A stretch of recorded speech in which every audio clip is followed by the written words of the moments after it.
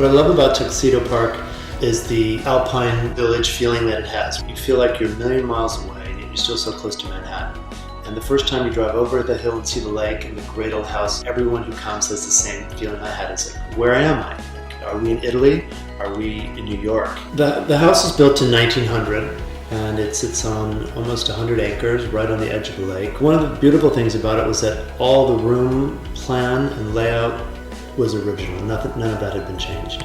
The second time we came back to see the house, Windsor Smith, my friend and designer from LA, was in town, and I insisted she come out with us. And after walking through the house, I said, "What do you think?" And she said, "Buy it."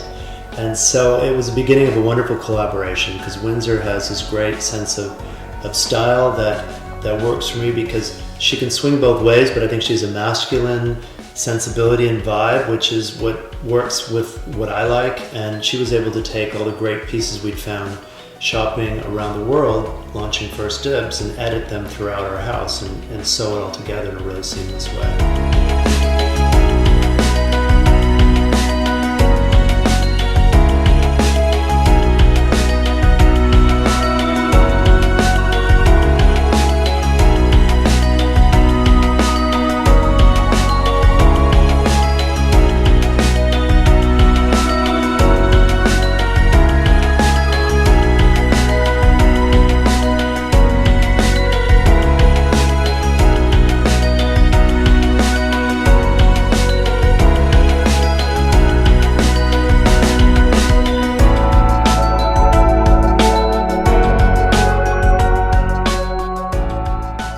So this is the room that gets the most usage, because there's so many great sitting areas. I don't know how you pick. This room has windows on three sides, of course, it's important, it has a lot of breeze, but it's just this room that we found that we end up in because the fire is great in the winter, but it has 3 sofas, and we read every Saturday and Sunday all the papers and hang out. And how many fireplaces are there? Do you know? 12, a dozen. Our only fear about the kitchen was that we would spend all our time in it and we wouldn't use the rest of the house.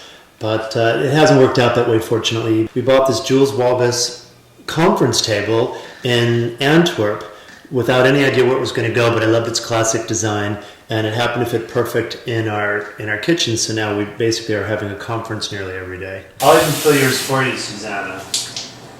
Okay, yummiest marble countertops. How did you think to do this? If you've ever been to Stephen Gambro's house in Sag Harbor, he has something very similar.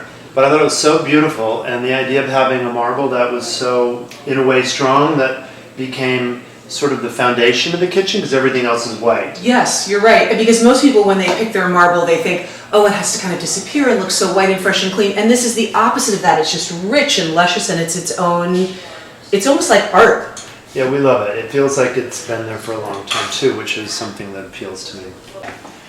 This is one of everyone's favorite third-floor bedrooms. It's like another era up here. It's like a whole other world within a world.